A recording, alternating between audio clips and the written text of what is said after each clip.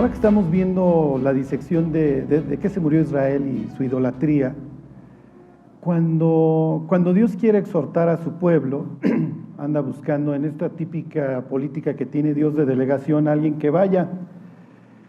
Y se acuerdan, nos convertimos en lo que adoramos, ¿sí? En lo que idolatramos. Y la Biblia dice que los ídolos son mudos y son ciegos y son sordos. Israel se ha convertido en un pueblo sordo, ciego y mudo.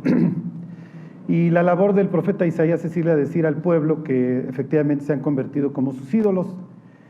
Pero cuando Dios manda a llamar a Isaías allá al consejo y pregunta quién irá por nosotros, Isaías alza la mano y le dice: mándame a mí, aunque sea agrio el mensaje que tengo que llevar, ¿no? Y eso es lo que algún día hizo Lourdes. Alzó la mano y le dijo a Dios: mándame a mí. Y han sido muchos años y es acerca de lo que hoy nos va a contar. Y comentarle la frase. Ayer estaba yo con mi hijo yendo hacia Toluca y pues el trayecto era largo y entonces háblame del Apocalipsis, papá. Y ahorita yo creo ya quiere ir a predicar allá abajo, que me dice: eran terremotos, pestes, ¿cuál era el otro? Le digo: apostasía, sí, no tiene la más remota idea qué es, pero bueno, es parte de las señales, ¿no? Y me acordé de este predicador que luego les cuento que un día se acercó un señor ya grande a hablar con él, y su hijo, que lo acompañaba los domingos, se acercó de chismoso a ver qué decía el señor, y el señor decía: la desperdicié. Y le pregunta cuando van saliendo el niño a su papá: ¿qué desperdició, papá? ¿Qué te decía? Y le dice: su vida, hijo, su vida, desperdició su vida. Entonces cuando nosotros escuchamos testimonios, historias como las que nos va a platicar Lourdes, lo primero que hacemos es contrastar: ¿estaré yo invirtiendo bien mi vida o la estaré desperdiciando? Entonces, bueno, pues es un privilegio tenerte, Lourdes, alguien que ha estado invirtiendo bien su vida muchos años. Pues el privilegio es mío, muchas gracias. Muchas gracias por invitarme.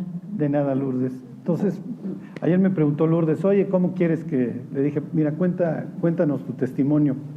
Yo tengo marcado, marcado una frase, pero no la quiero trillar de tu testimonio, Lourdes.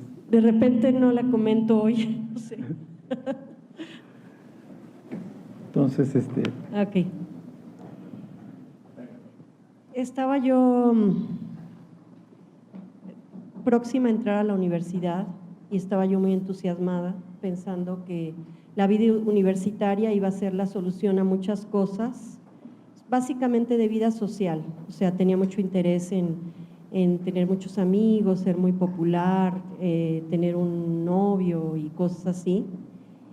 Y entré a la universidad y efectivamente tuve todas esas cosas, me convertí en una persona muy popular, me decían la niña sexy de nutrición y tenía muchos amigos y el novio y todo esto, pero de alguna forma yo notaba que era una fantasía, porque apenas venían las vacaciones y yo volví a ser la misma, necesitaba como el aparato de la universidad para sentirme bien. Y pues estaba de alguna manera decepcionada porque ese vacío que yo pensaba que tener amigos y fiestas y todo esto lo iba a llenar, pues resulta que no se llenaba, que estaba ahí el vacío. No es que yo lo detectara, pero lo sufría. Y fui a una fiesta y en ese sitio estaba una chica parada, era una casa muy grande en el Pedregal. Y esta chica estaba parada con una Biblia abierta, recargada en una pared con una Biblia, ¿no? Yo pensé que ella estaba estudiando un libro de la universidad o algo así, me acerqué y le dije: oye, ¿qué lees? ¿Tienes examen o qué? ¿No? Y me dijo: no, estoy leyendo la Biblia. Y le dije: en una fiesta, y peor un libro tan aburrido como la Biblia. Y me dijo: no, me dijo, la Biblia no tiene nada de aburrida. Lo que pasa es que tú necesitas tener vida espiritual para que entiendas la Biblia. Y entonces algo me habló de un nuevo nacimiento y cosas así, pero yo no le entendí nada. Y ella me presentó con un amigo, porque en esa casa, en otra área de la casa, estudiaban la Biblia, y ellos se habían integrado a esa área donde estábamos nosotros, exclusivamente para poder hablar. O sea, esta chica muy valientemente estaba con una Biblia abierta en una fiesta porque quería compartir de Cristo, ¿no? Entonces, yo llegué a sentarme a un núcleo de donde habían unas 3, 4 personas y este muchacho empezó a explicarme y yo pensé que era lo mismo que toda mi vida había escuchado. Pues yo era un practicante de mi religión y pensé que era lo mismo, que hasta ahorita todo lo que me ha dicho yo ya lo sé, ¿no? Ya sé que Cristo me ama, ya sé que Él fue a la cruz, ya sé una serie de cosas. Pero en la medida que Él iba avanzando en la conversación y iba mostrándome los pasajes de la Biblia, me di cuenta, sobre todo en la parte de la cruz, que era como si yo tuviera un cuadro parcialmente, o sea que yo no lograba identificar las figuras porque le faltaban, porque tenía hoyos como en un rompecabezas. Entonces nunca entendía, ¿no? O sea, para mí la cruz era algo que me traía sufrimiento porque Jesús hizo algo por mí y yo no hago nada y yo soy peor, y para mí no era ningún consuelo, ¿no? Entonces, por primera vez, saber que Él había tomado mi lugar, que Él había ido por mí, que Él me amaba, ¿no? O sea, que esto representaba el gran amor que Dios me tenía, pues fue así la revelación de esa noche. Fue maravilloso para mí entender esto. Esta persona me dijo: tú tienes en tu corazón, a tu corazón hay una figura de rompecabezas que le hace falta y tiene la forma de Jesús. Y hasta que Jesús no entre a ese espacio, tú no vas a sentirte llena. Entonces, sin saber nada, obviamente nada, pero Dios sí sabía todo, Él me estaba hablando de ese vacío que yo trataba de llenar con tantas cosas y que solamente Jesús podía llenar. Entonces, cuando Él me invitó y me dijo: si tú quieres, esta noche puedes salir de esta casa con Jesús en tu corazón, con una vida transformada, con una vida llena de sentido. Entonces yo le dije: sí, yo quiero. Estábamos una amiga y yo, las dos, escuchando esto. Y entonces Él me invitó me guió en esta oración para recibir a Jesús en mi corazón como mi Salvador y mi Señor. Y yo lo invité. Cuando terminamos de orar, mi amiga me dijo: oye, esto es igual de lo que ya te he platicado de la meditación trascendental, es igual a eso. Le dije: no, esto no es igual a nada. Solo me haces ver que no entendiste absolutamente nada, porque esto no se parece a nada. O sea, para mí era claro que no tenía nada que ver con la religión que yo había practicado, ¿no? Yo salí de esa casa durante quizá 2 meses más, a lo mejor no vi a estas personas. Me invitaban, pero según yo, tenía muchas cosas que hacer. Pero el cambio se llevó a cabo en mi vida. O sea, yo regresé a la universidad después de vacaciones y la gente me veía diferente. Me decían: oye, ¿qué te pasó? Te ves muy bien, te sentaron muy bien las vacaciones.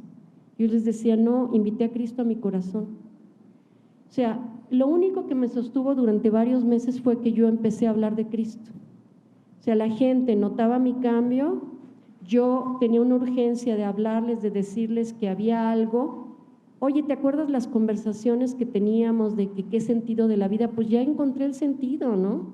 No sabía bien qué decirles, les decía los 2 versículos que se me habían grabado, ni siquiera de memoria, obviamente, ni con la Biblia en la mano, pero la gente pues estaba escuchando. Precisamente el hablarle de Cristo a la gente hizo que yo empezara a comunicarme con el muchacho que me habló y a decirle: oye, ¿qué les contesto aquí? ¿Qué les digo? Y él me decía: mira, ve por tu Biblia, ábrela. Él me esperaba en el teléfono, ¿no? Y entonces, hablando de Cristo, fue que Dios empezó a hacer esa transformación en mi vida, ¿no? Y a producir ese deseo de saber más. Bueno, pasaron algunas cosas que, por ejemplo, una enfermedad, un cáncer en mi madre. Gracias a Dios no fue a más, pero en ese momento pues uno se asusta mucho, que me llevó a querer regresar a los estudios. Entonces ahí sí ya empecé a estudiar la Biblia. Después terminé con una relación de pareja. O sea, yo le pregunté a Dios, dime si esta persona es con la que yo quieres que me quede, ¿no? Porque si no, yo no me quiero equivocar en esta área. Entonces, Dios me mostró tan claramente que se acabó esa relación y yo dije, bueno, no vale la pena terminar con un novio y empezar con otro y empezar con otra relación. O sea, si Cristo me puede satisfacer, pues me va a satisfacer plenamente y no tengo que andar buscando en otras cosas, ¿no? Así que yo le pedí a Dios, este vacío que esta persona está dejando, te voy a pedir que tú lo llenes para que yo ya no busque en ninguna otra parte. Y Dios lo hizo. Entonces, esa decisión que Dios me llevó a tomar, me llevó para arriba, ¿no? Porque ahí sí yo le dije, oye, dime a todos los estudios que hay, quiero ir a todos. Entonces, de ir a uno, empecé a ir a 4, ¿no? Y luego empecé a discipularme. Entonces, ya mi vida estaba llena de estudios, ¿no? Eran estudios aparentemente de célula, era como entre célula y discipulado, una cosa intermedia que había en ese tiempo, ¿no? Entonces, después de esto, empezó una gran persecución en mi casa. Mis papás se dieron cuenta que había dejado la religión en la que me inculcaron, en la que me crearon, y entonces empezaron a decir que mis amigos ya no podían pisar la casa, que yo ya no podía ir a tener vida social con ellos porque sí me dejaron ir a los estudios. O sea, yo le pregunté, bueno, ¿y a los estudios también me van a prohibir? Y mi papá dijo, no, ya estás grande y sabes lo que haces, ¿no? Yo tenía en ese momento 19 años. Entonces, gracias a Dios, por lo menos el discipulado lo pude tener. Y lo que yo no podía, porque pues a esa edad, ¿no? Tú eres prácticamente un adolescente, quieres mucho salir con tus amigos, pero lo que yo no podía tener con mis amigos de vida social, de ir al café y cosas así, yo iba con Dios y le decía, bueno, Dios, tú me tienes aquí, ¿no? O sea, si tú quisieras, le hubieras puesto a mi mamá en su boca decir, sí, sí vas, ¿no? Entonces, si no, tú encárgate de llenar mi vida, ¿no? Entonces, esto para mí fue una gran bendición porque Dios me hizo crecer en la comunión con Él. Pasaron, mi vida de discipulado, yo les puedo decir que tuve el privilegio de discipularme con Emilio, el misionero que comenzó el trabajo en México. Estudiar con él era algo que te marcaba, o sea, ninguno que nos discipulamos con él no queríamos salir como misioneros, todos queríamos salir como misioneros, muchos de nosotros salimos como misioneros de hecho, o como obreros, y pues ahora sí que todos levantamos la mano, ¿no? Si hay una necesidad, pues yo voy, ¿no? Yo quiero ir y así, todos levantábamos la mano, todos queríamos ir, ¿no? Había ciertas reglas, hasta que no termines la carrera no puedes salir, ¿no? Entonces, todos queríamos ya terminar y ya finiquitar las cosas para poder salir como misioneros. La persecución hizo que yo tuviera que salir de mi casa. Mis papás amablemente me dijeron, ahí está la puerta. Yo salí. Yo entiendo ahora la situación de mis papás, ¿no? O sea, yo entiendo que ellos pues no entendían esas transformaciones, esos cambios en la vida de su hija, ¿no? Tuvieron temores, pero por lo pronto yo a los 22 años salí de la casa, obligadamente, porque pues hay gente que también se va a vivir fuera de su casa a esa edad, ¿no? Fue una situación muy difícil, pero que fue también una gran bendición a mi vida, porque fue ahí, saliendo de mi casa, donde había que tomar una decisión porque en ese momento terminé la carrera de nutricionista, que fue la carrera que estudié,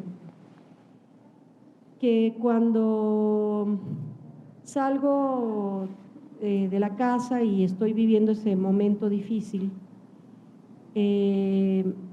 yo pienso que pues lo más viable es salir de misionero, o sea, ya terminé la carrera, pues estoy libre ya de esta situación, no encuentro trabajo, además, ¿no? pues lo viable es empezar ya, si en algún momento yo tenía ese deseo y en algún momento se pensó que yo podría ser misionera, pues es el momento, ¿no? Pero pues Emilio nos decía, no, las misiones no son el refugio de los fracasados o de los que no encuentran trabajo, ¿no? O sea que yo creo que tú vas a salir como misionera algún día, pero ahorita no, ¿verdad? Bueno, pues Dios tenía sus planes, me permitió entrar a trabajar, me dio mucha gracia.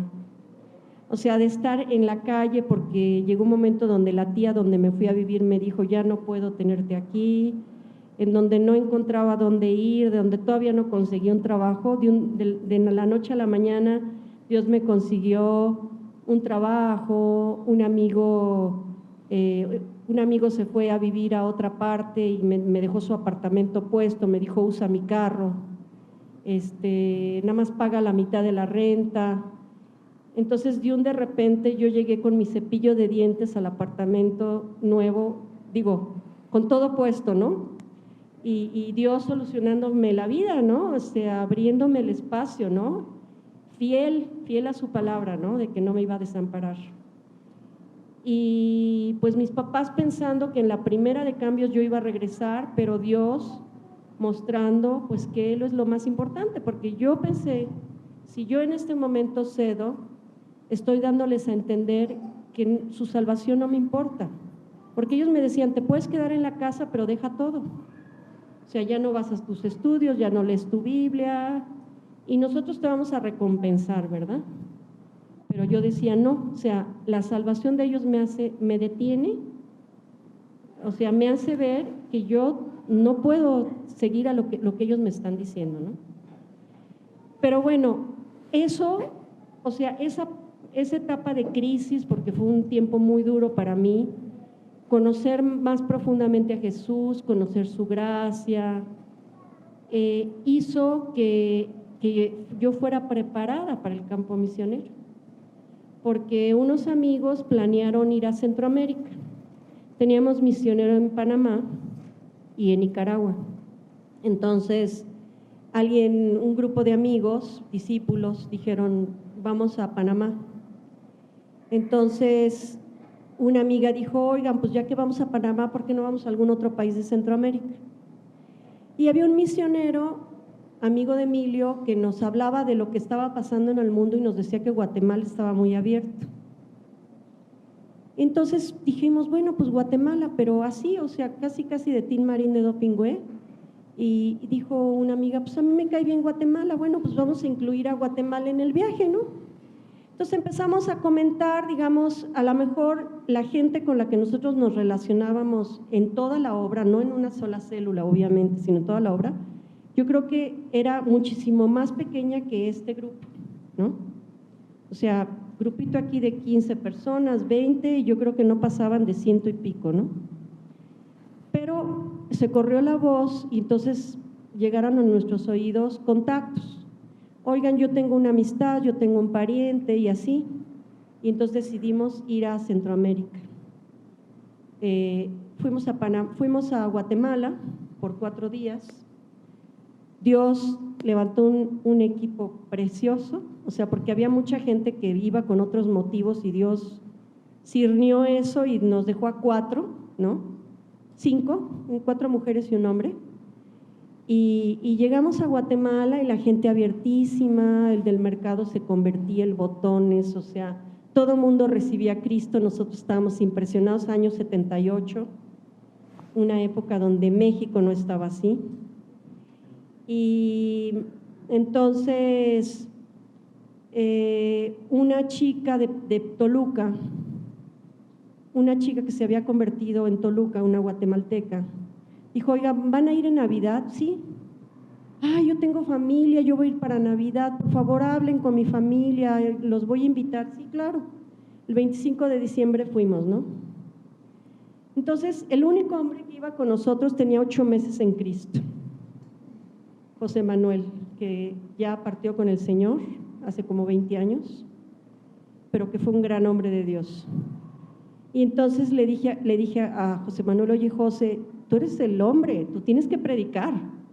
Entonces le di una predicación de Juan Manuel que Juan Manuel acaba de predicar sobre la Navidad y yo había hecho garabatos y se lo pasé bien en limpio y él lo pasó en limpio y todas las noches tú lo veías estudiando lo que él iba a hablar, ¿no? Y él predicó a los 8 meses en Cristo, ¿no? Se estrenó en el campo misionero.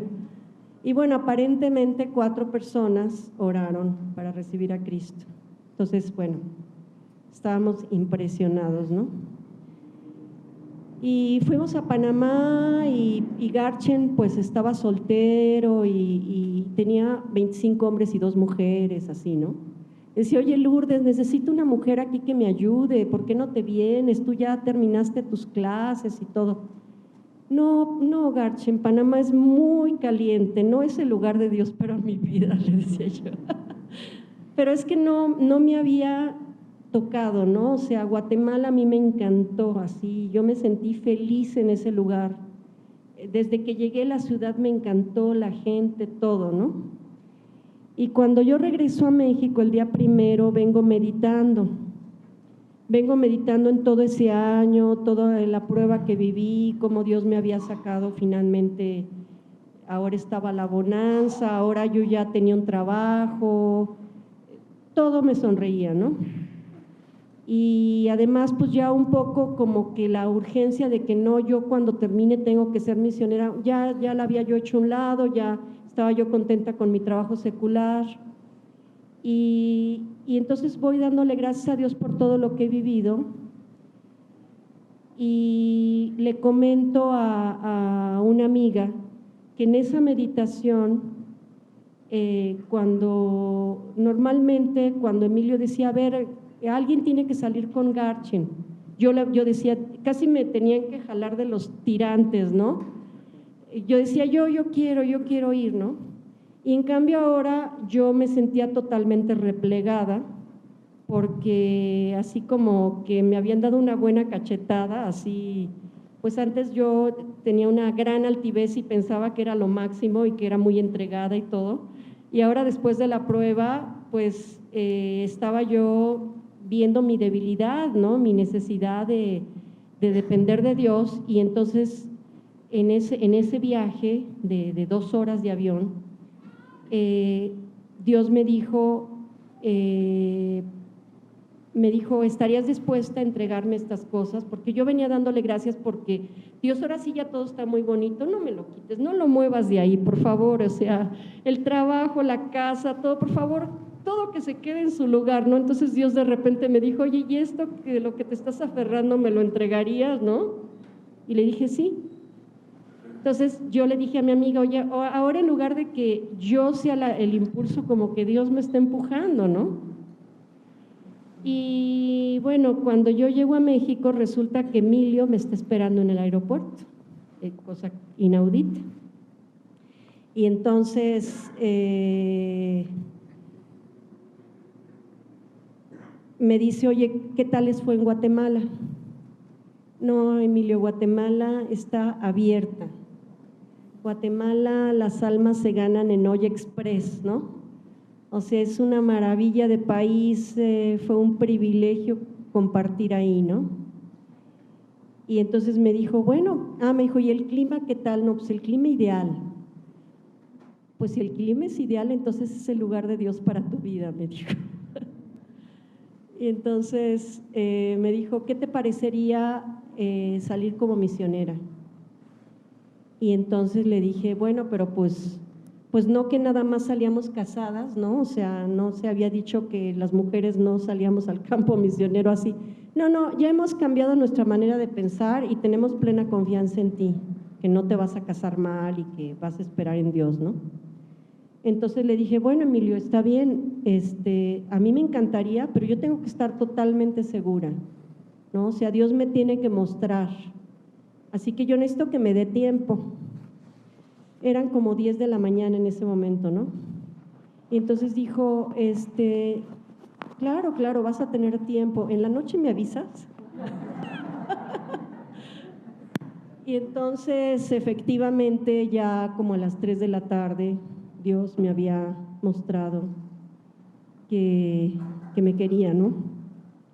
Yo empecé a argumentar con Dios, tú te das cuenta que no puedo ni con mi vida, ¿cómo voy a ir a un país, no? O sea, ¿cómo voy a hacer cargo de un país, no? Y Dios usó un pasaje para hablarme. Es Jeremías 1. Dice, antes que te formase en el vientre te conocí, y antes que nacieses te santifiqué, te di por profeta a las naciones. Y yo dije, Señor Jehová, he aquí no sé hablar porque soy niño. Y me dijo Jehová, no digas soy un niño, porque todo lo que te envíe irás tú y dirás todo lo que te mande. No temas delante de ellos, porque contigo estoy para librarte, dice Jehová.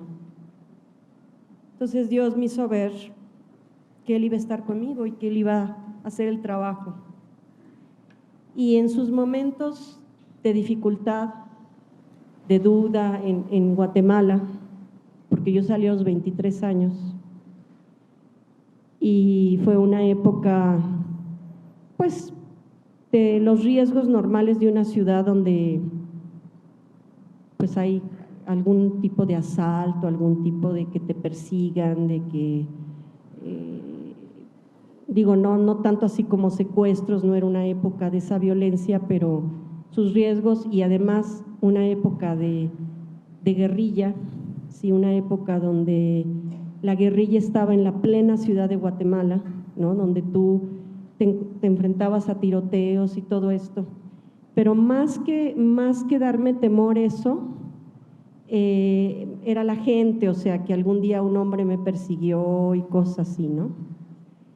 Entonces, también momentos donde personas que tú estás apoyándote en ellas porque ves que están creciendo y deciden abandonar o tomar decisiones que las van a afectar, y entonces tú empiezas a dudar de tus capacidades y empiezas a dudar de que si tú eres la persona indicada y cosas así. Dios me traía nuevamente a su promesa, ¿no? O sea, Dios, tú me trajiste, yo no me envié, yo no me traje, yo la decisión no la tomé, la tomaste tú, y tú me tienes que sacar adelante. Entonces Dios me dio ese precioso privilegio, se levantaron personas impresionantes en esa época. O sea, en 3 años que estuve, pues empezaron a haber cadenas de discipulado, o sea, ahora sí que Dios diciendo, bueno, este está tan joven en la fe, tan verde, que si no le damos un buen sustento se nos va a desesperar, ¿verdad? Así que le vamos a permitir que tenga esta respuesta, ¿no? O sea, que la gente le responda bien. Porque ya en mi segunda etapa en Guatemala no fue igual, ¿no? O sea, ya yo tenía otra madurez y no fue tan fácil levantar un trabajo, no fue tan rápido ni tan definido. Entonces yo estuve esos 3 años, luego regresé 9 años a México porque Dios tenía planes de que el discipulado se fortaleciera, porque pues yo me había discipulado 4 años y había salido al campo misionero y no estaba preparada, obviamente. Entonces yo regresé a discipularme y ya a partir del año 92 regresé a Guatemala. A partir de ese momento hasta la fecha, Dios me ha permitido ser misionera todo el tiempo, ¿no? Estuve casi 22 años en Guatemala.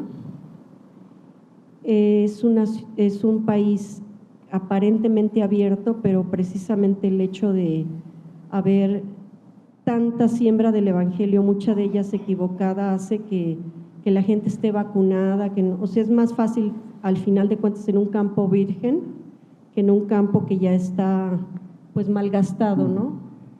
Afectado. Pero fue un tiempo precioso y una de las cosas que sucedieron ahí es que se convirtió una muchacha que era mi vecina, y esta chica se discipuló conmigo un poco más de 5 años. Su hija también recibió a Cristo, y después esta chica, que pues era una persona que traía mucho consuelo a mi vida por su vida espiritual, se va, ¿no? O sea, ellos son portugueses de origen y se regresan a Portugal y es una crisis, ¿no? O sea, más para ella, pero también para mí, ¿no?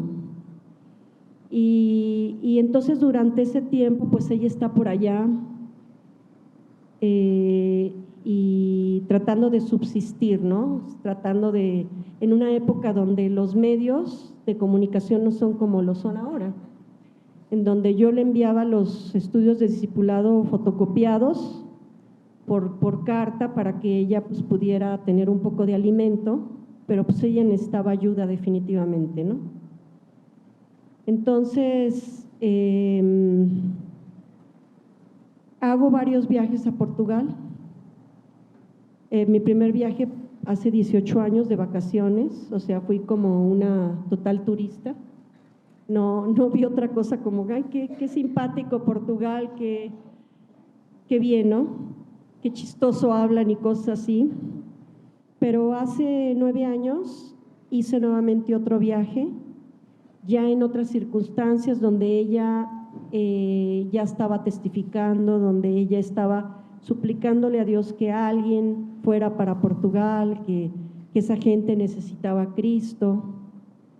Entonces fui con una amiga que es maestra de portugués y pues yo me sentí bastante triste de poderme comunicar muy poco con la gente, porque yo ya tenía, así me sentía desesperada, ¿no? O sea, ¿cómo les hablo, no? O sea, no había un folleto todavía. Bueno, sí llevamos unos folletos de los anteriores, pero no algo que tú confíes, ¿no? Sí teníamos unos folletos en portugués. Pero fue un tiempo donde Dios tocó mi corazón, ¿no? O sea, este es un campo misionero, alguien tiene que venir aquí. Y Dios, pues gracias por poder ver esto, por poder estar en contacto con la gente, ¿no? Después de eso, 2 años después, hice un viaje yo sola, estuve un poquito más de un mes, y en esa oportunidad yo ya tenía mejor, la lengua ya la hablaba un poco mejor, y aparentemente 5 personas oraron para recibir a Cristo en un mes, ¿no? Entonces, cuando yo regreso a Guatemala y le cuento a Juan Manuel que había 5 personas que habían orado, aparte de que había un matrimonio que ya se había convertido con Tere, al final nos dimos cuenta que nada más una de esas 2 personas, o sea, la esposa, pero ya estaban esas personas, ¿no? Ya había un fundamento. Entonces él me dijo, pues, ¿qué esperas, no? O sea, empaca y ya vete, o sea, vende tus muebles y ya vete, ¿no? Bueno, pues más o menos un año después estaba yo saliendo para Portugal. Actualmente tengo 5 años y medio. El primer año fue muy duro, porque estás dudando si te vas a poder quedar, si te van a poder dar la visa, estás con un pie aquí y otro allá, fue enfermedad, o sea, muchas cosas, ¿no? Además de que pues siempre que llegas a un lugar no entiendes muy bien qué está pasando, o sea, estaba yo muy cómoda en Guatemala, ¿no? O sea, ya el status quo era… Y ahora pues muévete en esa forma tan radical, ¿no? A los 60 años prácticamente, ¿no? Pero pues Dios tan precioso, tan cuidadoso, ¿no? Abriendo las ventanas de los cielos y manifestando la manera como se podía conseguir una visa y dando la gracia para que me la dieran, ¿no? Y así he visto su mano durante todo este tiempo. Tanto a Tere como a mí nos ha permitido pues dar muchos folletos, hablar de Cristo. Andrea, también la hija de Tere, que tiene 30 y algo de años, como 36 más o menos, ella también habla de Cristo, o sea, las 2 se discipulan. La chica que se convirtió con Tere, se discipula con Tere, se llama Rosa. Y Dios me dio algo precioso ahorita antes de venirme, ¿no? Me fui a un café a tener mi tiempo devocional, era un día antes de viajar, y yo quería pues estar un par de horas y regresarme a la casa, ¿no? Porque había que empacar y todo, estaba yo atrasada en eso. Y estaba una señora de unos 40 y tantos años sentada en la mesa de junto, y yo estaba inclinada a hablarle, pero por otro lado no quería dejar mi tiempo, lo que estaba yo leyendo, pero estaba yo observándola que no se me fuera a ir, ¿no? Y en cierto momento ella se paró y regresó y dije, no, antes de que se me vaya, le voy a hablar. Entonces conversé con ella amigablemente y me dijo, es la Biblia, ¿verdad? Y me doy cuenta que está usted haciendo anotaciones. ¿Qué anotaciones hace? Le digo, pues es que, mire, estoy aquí en este libro y algunas cosas las subrayo y otras cosas las escribo, ¿no? Por ejemplo, mire, aquí escribí esto, ¿no? Porque Dios me está hablando de esta manera. Dice, es que a mí me interesa. Es que yo tengo mi Biblia, pero no la entiendo, y es que yo he ido a estos lugares que me han dicho. Es una persona preparadísima, ¿no? Estuve como 4 horas ahí. Y bueno, la chica, yo le iba hablando, le decía, mira, es que está separada, y bueno, pero ¿cómo se le hace para que eso cambie? Si ella se adelantaba, ¿no? Y ella quería saber cómo recibir a Cristo, ¿no? Y gracias a Dios oró. Ella se llama Elena. Les estoy comentando los nombres: Rosa, Elena, Tere y Andrea, que son las discípulas originales. Pues pidiendo su oración, y porque me gustaría mucho que ustedes participaran en esto, ¿no? O sea, es Dios quien nos da un privilegio de participar finalmente, ¿no? Me acuerdo que en una ocasión a Toño, al misionero de Chile, alguien le preguntó, oiga, pero entonces usted necesita de nuestras oraciones o no sé qué, una cosa así, ¿no? Entonces él le decía, no, yo quiero que ustedes sean bendecidos y participen de esto. No es porque yo lo necesite, aunque sí lo necesito, sino es porque quiero que ustedes participen, ¿no? Ahora sí que como aquel pasaje de la mujer samaritana, que Jesús le pide agua, y entonces él le dice, si conocieras el don de Dios y quién es el que te pide, tú le pedirías y él te daría agua viva, ¿no?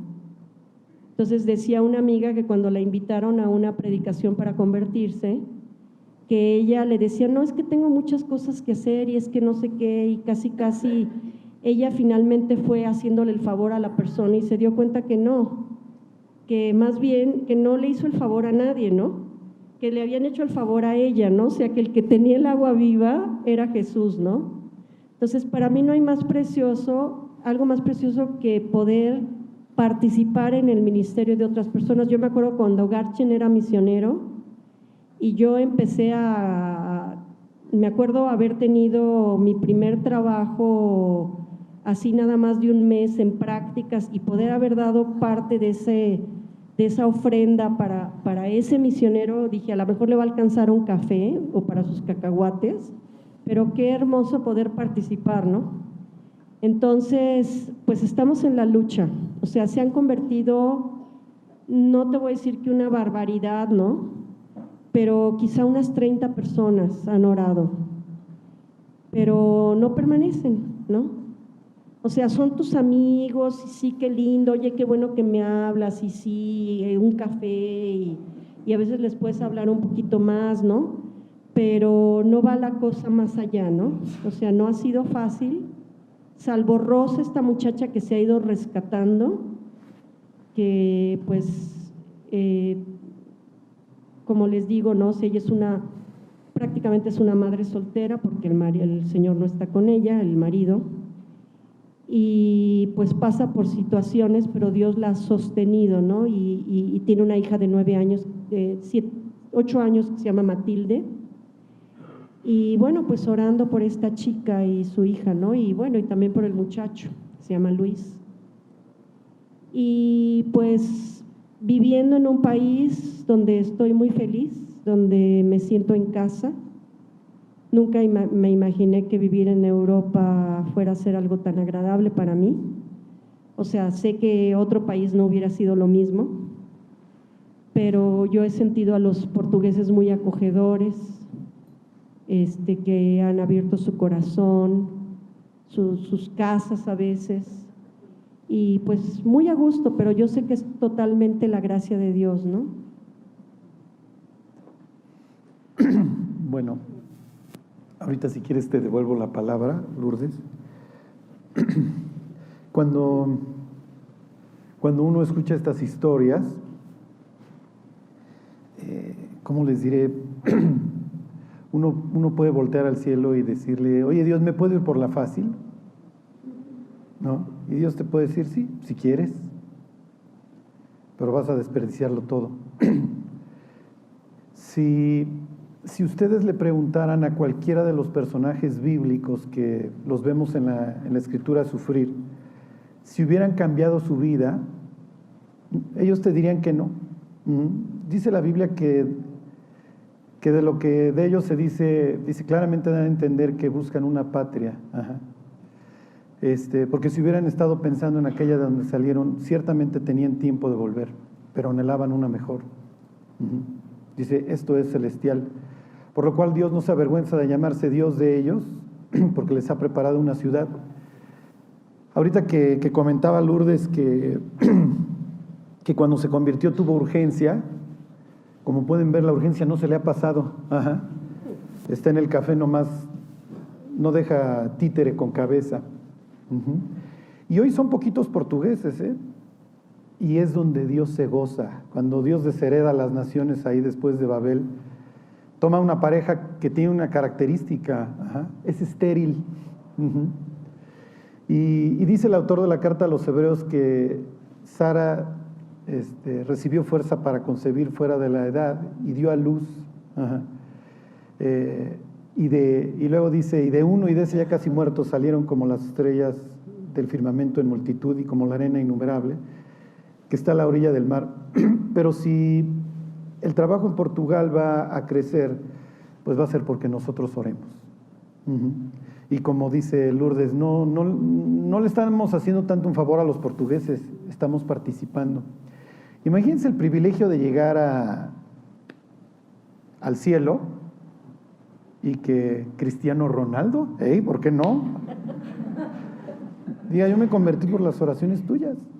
Si había alguien pagado de sí mismo era yo, y para que Dios me humillara pues se necesitaba mucha oración.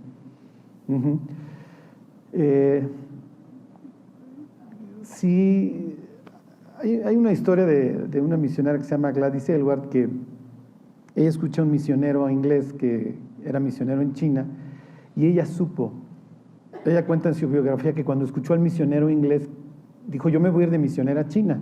Se metió a un instituto teológico y tronó evangelismo. Entonces le dijeron, usted no va a ser misionera a ningún lado. Pero bueno, ahora que Lourdes estaba diciendo, es que yo leí Jeremías 1, ¿no? Y es lo que me ha mantenido todos estos años. El contrabandista de Biblias está viendo una marcha de jóvenes comunistas, no me acuerdo si en Checoslovaquia, en un país que había quedado del otro lado de la cortina de hierro, y estaba leyendo la Biblia, estaba como Lourdes en su devocional, y cuando alza la cara se le mueven por el aire las páginas y entonces pone la mano y sigue viendo la marcha y le dice, Dios, yo tengo que hablarle al mundo comunista porque hoy su Dios es el Estado. Y entonces cuando baja la mirada, lee el mensaje a Sardis, que no tiene nada que ver con esto, y lee una frase que dice, afirman las otras cosas que están por morir. Y él pensó, Dios me está llamando a afirmar el cristianismo que está muriendo detrás de la cortina de hierro. Y esa fue toda su vida, hasta la fecha vive, ya es un hombre mayor, el hermano Andrés, como le dicen.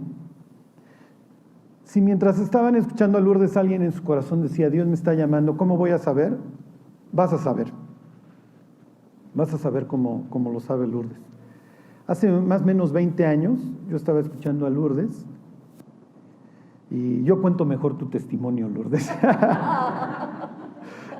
Lo digo de broma. A mí me fascina escuchar los testimonios y contarlos yo. Tú le echo crema al taco, ¿están de acuerdo? Y ahorita que Lourdes iba a agarrar su Biblia, yo decía, yo ya sé qué versículo va a decir, y lo cambió. Dije, qué bueno que no le dije. Pero bueno, no comentaste ahora del varón macedonio, Lourdes. Y yo estaba escuchando a Lourdes que pues que como cualquier otro creyente a quien Dios está llamando, pues tiene 18,000 dudas, ¿no? Y dice que esa noche llegó a su casa y leyó la visión del varón macedonio, donde Pablo dice: Dios, pues me llamaste a predicar y estoy en Troya y de aquí no me muevo, pues nada más está Brad Pitt, ¿no? Pero se apareció ahí el varón macedonio y dice: ciertamente entendimos que Dios nos llamaba, ¿no? Antes de devolverte la palabra, Lourdes, para que con lo que te quieras despedir, les quiero leer 2 versículos que están en la carta a los Colosenses. Y hasta cierto punto esto es algo que Dios tiene que poner en nuestros corazones. Pero hay veces en donde Dios dice: pero échenle ganitas, muchachos, no es nomás que yo se los ponga en el corazón. Pablo aquí le va a pedir a los colosenses que oren por él, dice, para que Dios nos abra puerta para la palabra y que la manifieste como debo hablar. En realidad nada más, uno ya se los dije de memoria, es el 12, el 4:12, es super Epafras, ¿sí? Epafras es un griego que nació en Colosas. Colosas no es un sitio así que se destacara por ser un sitio fácil. Cerca de ahí está la Odisea. ¿Se acuerdan? La Odisea es una iglesia muerta. Y de hecho Pablo le dice a los colosenses: oigan, pásensela a los laodicenses a ver si de casualidad la leen, ¿no? Se ve que no la leyeron, pero bueno. Y dice aquí: os saluda Epafras, el cual es uno de vosotros, siervo de Cristo. Dice: siempre rogando encarecidamente por vosotros en sus oraciones, para que estéis firmes, perfectos y completos en todo lo que Dios quiere. La palabra rogando es agoni somai. Digo, no es difícil entender de dónde viene la raíz etimológica de agoni. Viene de agona, que es obviamente agonizar, ansiedad, luchar.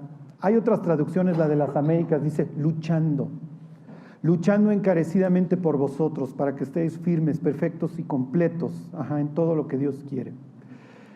Ahorita que Lourdes platica de Tere, de Andrea, etcétera, lo más triste, en la vida de un misionero, realmente de cualquier obrero, pero especialmente de un misionero, es que las personas partan. Y no me refiero con el Señor, sino que abandonen la fe. Cuando ustedes terminan de leer la segunda carta a Timoteo, dice Pablo: todos los que están en Asia me abandonaron. Y todas estas iglesias, Éfeso, Esmirna, Colosas, son iglesias de Asia. No piensen en China y Japón, así le llamaban a lo que hoy es Turquía. Y dice: solo Lucas está conmigo. Le dice a Timoteo: por favor pasa a verme, y si puedes antes del invierno, y tráeme el capote porque tengo frío, y los pergaminos porque ni Biblia tengo, ¿no? Y miren, hay veces en que abandonamos al misionero, y como en Bahía de Cochinos a los cubanos, no pasó la Fuerza Aérea y ahí se acabó la revolución. Entonces yo espero que hoy pongan en el corazón de varios de ustedes el servir, así como Lourdes escuchó, así como escuchó Isaías, así como escuchó Gladys Elward, del hermano Andrés, Adoniram Johnson, todas estas personas que nos inspiran a vivir. Y que participemos en todas formas, ¿no? En el trabajo que hoy se está haciendo en Portugal, pues las chavas pueden orar por Cristiano, digo, de aquí a que se convierta, etcétera, pues ya es otra cosa, ¿no? Y a veces como que pensamos, sí, que se convierta a la celebridad, y Dios dice: yo no veo la vida como la ven ustedes, ¿no? Para mí cada alma es preciosa, yo las formé, y por todas morí. Entonces, para que no vayan a olvidar este día, no vayan a olvidar a Lourdes, no vayan a olvidar Portugal, porque si las gentes se van a convertir, va a ser por el trabajo que está haciendo Dios a través de la vida de Lourdes y porque oremos por ella.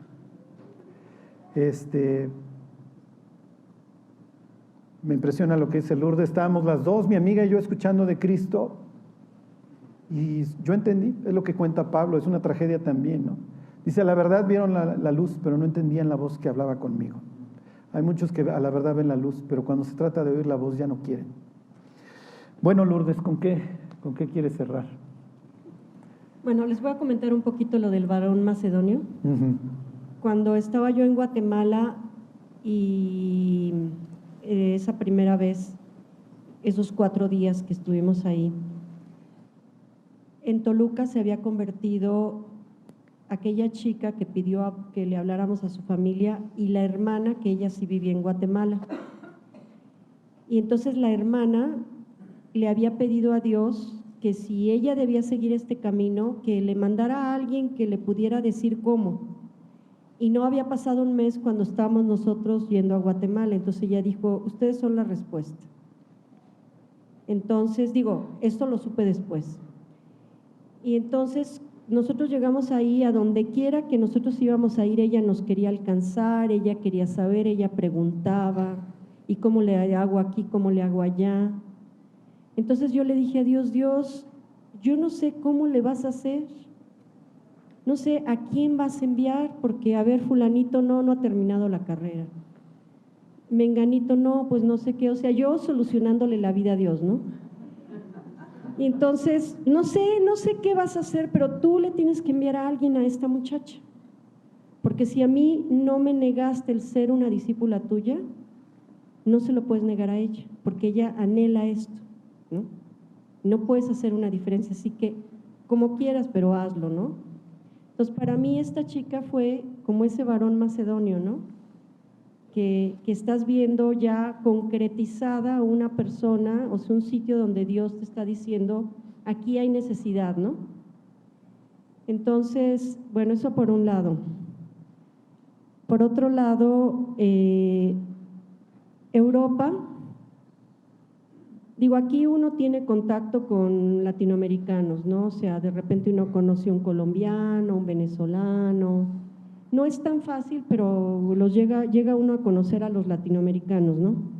Pero allá todo el tiempo estás en contacto con europeos, básicamente, aunque también chinos y gente de otras partes. Entonces, por ejemplo, yo que he tomado los cursos de portugués y recientemente tomé uno de francés, en los de portugués todo el tiempo había europeos, ¿no? Entonces eso me permitió, por ejemplo, hablarle a muchos de mis compañeros, pero que una muchacha de Polonia se convirtiera. Me permitió cuando estuve en Coimbra que una chica de China se convirtiera, o sea, no sabes el problema para testificarle, ¿eh? Tuve que tomar un folleto en inglés y con el inglés explicarle y leerle la Biblia ahí, porque pues no tenía la aplicación todavía. Pero bueno, le puse una película de Jesús con letritas en inglés y entonces le iba explicando lo de Nicodemo y así. Lo bueno es que tuvo conmigo varias horas en mi casa y ella estaba abierta, tenía 20 años en ese momento, y ella vive en China, China comunista, pero ella oró, ¿no? Entonces es una oportunidad maravillosa de tratar con mucha gente.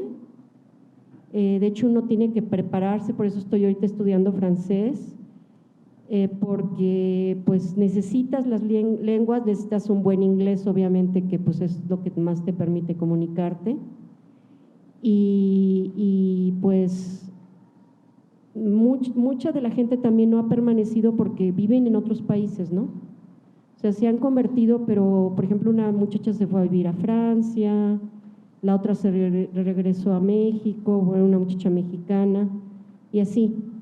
Pero bueno, eso por otro lado. Y por último, pues un poco haciendo eco a Juan Manuel, ¿no? O sea, así como yo les comenté que hace unos días Elena escuchó, ¿no? Entonces la salvación es uno por uno, ¿no? O sea, no es menospreciable, o sea, Dios ama las pequeñeces, ¿no? O sea, no las menosprecia, ¿no? Y está ahí el uno que tú invitas, ¿no? El uno que tú invitas al auditorio, ¿no? O sea, aprovechar esta tremenda oportunidad que hay aquí en México para invitar a la gente al auditorio, ¿no? Y para orar por esa gente para que realmente, bueno, me imagino que lo están haciendo, pero ahora sí que hacer el sprint final en esta semana, ¿no? Y bueno, orar mucho por Tere porque tiene varios problemas de salud, o sea, ella continuamente está pues librando una batalla para su vida diaria, porque eso añadido con problemas reumáticos y de otro tipo, entonces orar mucho por ella. Yo tengo también mis propios achaques, ¿no? Y bueno, pues, y básicamente pues por las almas, ¿verdad? Pues muy bien, Lourdes, yo creo que te hablo a nombre de todos, ¿eh? Hubo silencio sepultural, ajá, no se da todos los domingos. Cuando se oye, digo, cuando no oyes nada, es que la gente está metida.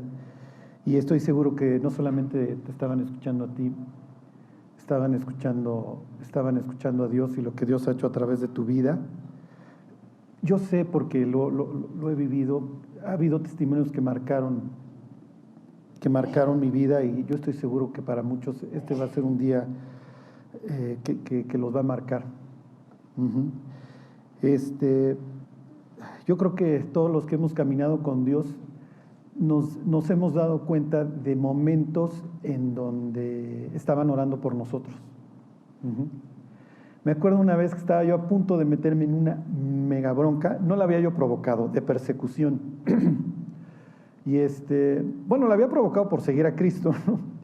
Y al otro día se levanta, me habla una persona ahí medio angustiada y me dice: oye, ¿dónde estabas anoche en la madrugada? No, pues en tal lugar. Me levantó Dios a orar por ti. Y le dije: pues te escuchó. Ajá. Y yo espero que haya muchos aquí que empiecen a vivir estas vidas de lucha, uh-huh, como don Epáfras, por Lourdes y por Portugal. Uh-huh. ¿Puedo comentar ¿sí? una cosita? Claro que sí, Lourdes. Cuando yo estaba en Guatemala la primera vez, el único contacto era por carta. Entonces, a mí me sostenía básicamente la iglesia de Toluca. ¿Por qué? Porque como ellos tenían a esa chica guatemalteca, pues ellos habían orado por enviar un misionero, y cuando Emilio propuso quién quiere sostenerla, la iglesia de Toluca, que era una iglesia bien chica y que estaba ya sosteniendo a su misionero, decidieron sostenerme, y con sacrificio. Entonces yo vivía sostenida por la gracia de esa iglesia fiel, que me enviaba mi sostenimiento y que oraba por mí incesantemente. Y yo les puedo decir que las cartas llegaban con 2 meses de diferencia, pero la oración no. Y les puedo decir que en momentos de mucha dificultad, así de crisis fuertísimas, yo no he tenido un diario como lo han tenido algunos misioneros, donde escriben: este día tuve una lucha tremenda. No. Pero haciendo cuentas, exactamente Dios ponía en el corazón de estas personas, básicamente de un grupo de discípulos de Toluca, orar por mí, así interceder por mí, sufrir por mí. Y Lourdes no sabemos qué es, ¿no? Dice: ya después nos llegaba tu carta y entendíamos de qué se había tratado el asunto, ¿no? Pero ahí estaban ellos luchando por mí, ¿no? Sosteniéndome. Por eso yo sabía perfectamente que yo era nada más la mano, ¿no? Porque había un brazo que me sostenía y había una iglesia que me sostenía, ¿no? Que estaba haciendo la obra ya. Y así es. Bueno, pues miren, antes de orar termino con una anécdota. Hace unos 3 semanas, algo así,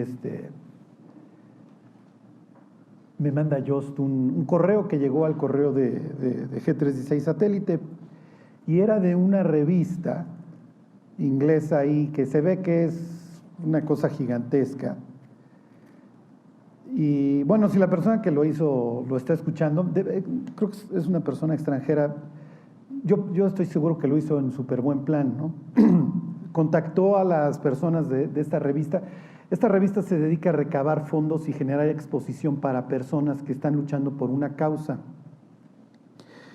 Y la exposición, no sé cuánto, pero me escribió una persona y me dijo: oiga, uno de sus seguidores lo candidateó a usted para salir en la siguiente edición, y usted va a obtener una exposición que usted jamás ha soñado y fondos. Y pues yo ya me vi, dije: wow, bueno, hasta que alguien me reconoce, ¿no? Tantos años en el anonimato. Sí, yo que estaba en el anonimato. Bueno, finalmente pues ya me hizo justicia la revolución.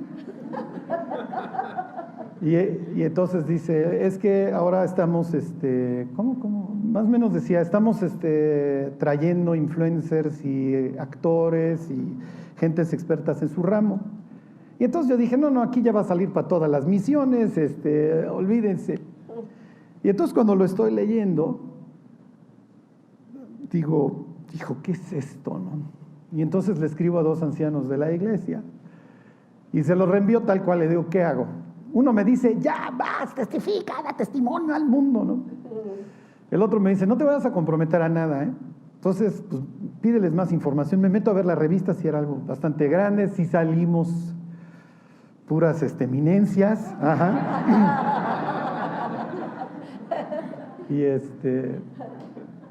entonces les digo, oigan, esto más información. Oiga, gracias por contestar rápidamente. Quiero decirle que ya vamos a cerrar la edición y aquí le mando el link para contestar la entrevista, ¿no? Y estoy... ¿Será que sí, será que no? ¿Será que sí, será que no? Y entonces dije, pues no puedo opacar a Leonardo DiCaprio, ¿están de acuerdo? El martes en la noche había yo predicado de Balaam, cuando lo manda a llamar Balac, y le dice, pues no puedo yo honrarte. Y entonces dije, entonces me puse a ver bien la revista y dije, esta no es la clase de exposición que yo quiero, porque no quiero ser famoso en el mundo, quiero ser famoso allá. Acababa yo de leer, como Lourdes en su tiempo devocional, que Belsasar le dicen, llama a Daniel, y cuando yo lo estoy leyendo la entrevista pienso, es que claro, Dios, aparte acabo de leer que me iban a llamar, ¿no? Y siento que Dios me echó un buscapiés, a ver si quería yo la fama del mundo, ¿no? Y le contesté, le dije, oiga, le agradezco mucho, pero no puedo responder su entrevista. Se los comento porque hubiera sido fondos, sí me explico, pero no los hubiera estado dando Dios. Hubiera sido una exposición. ¿Sería la puerta que Dios estaba abriendo o la estaba abriendo la revista famosa inglesa? Entonces, el que nos manda los fondos y el que nos abre las puertas al final del día es Dios. Y empecé citándoles la historia de Isaías cuando Dios, ¿a quién mandaremos? Es su típica pregunta, ¿se acuerdan? Cuando ahí está Acab, que lo quiere matar Dios. ¿Qué hacemos? Y pregunta, a ver muchachos, pues a Dios le gusta delegar sus empresas, ¿no? Antes de irse al cielo le dice a los muchachos, ahí les encargo el changarro. Voy con ustedes, aquí yo estoy con vosotros todos los días hasta el fin del mundo, pero el trabajo lo van a hacer ustedes. Hoy estamos nosotros haciendo el trabajo que Dios nos ha encargado. Sí, tiene esta política de delegación y se goza viendo a sus hijos trabajar en su empresa. Aquí tienen a una directora general, de ahí para arriba, ¿eh? Pero pues hay que sostener a Lourdes. Pensamos que el misionero tiene una vida fácil. El misionero experimenta muchos retos, mucha soledad, muchas dudas, como lo experimentamos todos. Pero como decía Lourdes, hey, aquí somos 150 personas, aquí hablas, luego tomas el café, ¿sí me explico? Oye, me está llevando el tren, hay muchísimas personas, maestros, etcétera, discípulos, que estamos ahí. El misionero se rifa solo, con todos los temores, pero lo podemos acompañar. Y bueno, como siempre les digo, en una columnita de nuestra Biblia está Pablo diciendo, me llevaron hasta el tercer cielo, y uno dice, oye, qué privilegio. Dice, sí, pero lee la columnita de al lado. Azotes, naufragios, a quien tropiezan y no me indigno, quien enferma y no oro por él. Si quieres llegar a este punto, te tienes que fletarla del otro lado. Y así es. Ir por la vida fácil, pues sí es lo fácil. Ya, Lourdes, ya esa urgencia le volvió. Lo último, claro que sí, Lourdes, o lo penúltimo. Bueno, quería comentarles también que ahora que estoy allá estoy en contacto con discípulas, porque también hay hombres, pero sí, discípulos básicamente, que viven en Suiza, por ejemplo, en la parte francesa, en Austria, en Alemania, en España, en Finlandia, obviamente está la iglesia de París, en Italia, ¿no? G316, ¿no? Mucha necesidad de oración. Imagínate 3 chicas, así es de esa gente que yo admiro mucho, solitas, discipulándose desde Monterrey y ahí con los esposos incrédulos suizos. pero luchando por las almas. Una de ellas ganó a las otras dos. Hubo una primera que ganó a la segunda y esta segunda ganó a las otras dos, o sea que hay una cadenita. Se están discipulando. Las personas perdón, esto es Austria. En Suiza está una pareja que ella es mexicana de Veracruz y él es portugués. Y bueno, pues han ganado almas. Ella está discipulando, él ha compartido con sus amigos, los discipulan desde Veracruz. Hay otros 3 chicos que están en otra ciudad más grande porque ellos viven en un pueblito. Y bueno, pues hay 2 jovencitos que están en Berlín, ¿no? Que ahorita en esta campaña que tuvimos, porque cada 2 años tenemos una campaña en Europa, un evento parecido a esto, parecido al que tenemos ahorita este fin de semana, pero en pequeño. Y pues gracias a Dios invitaron a una chica que vive en París y se convirtió, ¿no? Estos chicos se convirtieron en Guatemala cuando eran niños, conmigo. O sea, uno de ellos